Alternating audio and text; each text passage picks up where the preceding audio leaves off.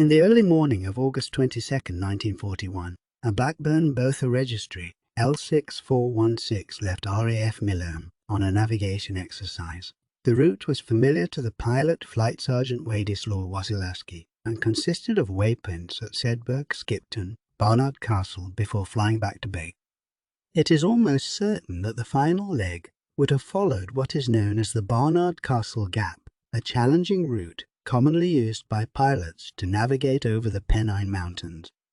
The weather on the day in question was poor, with low-lying fog encountered on much of the route. At around 7:20, George Bainbridge, a railway plate layer from the small hamlet of Barras, had just parked up his motorcycle and was making his way towards the signal box at Stainmore Summit to commence work when he heard the sound of an aircraft overhead in the fog flying in a northeasterly direction.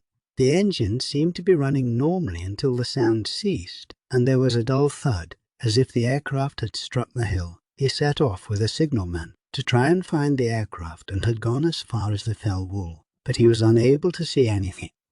He returned to Stainmore Summit, where he raised the alarm with the railway police at Darlington, who in turn notified the local police at the nearby town of Kirkby Stephen. By now the time was 7:40.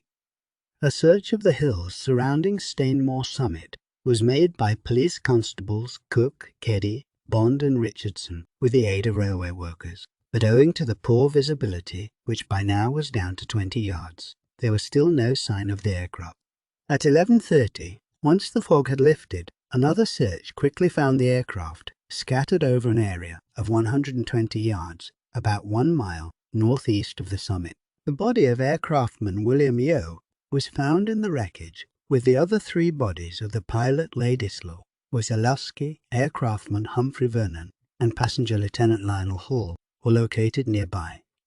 The accident report suggests that the aircraft was on the final leg of the flight from Barnard Castle to Millom. This would mean that the aircraft was flying in a southwesterly direction.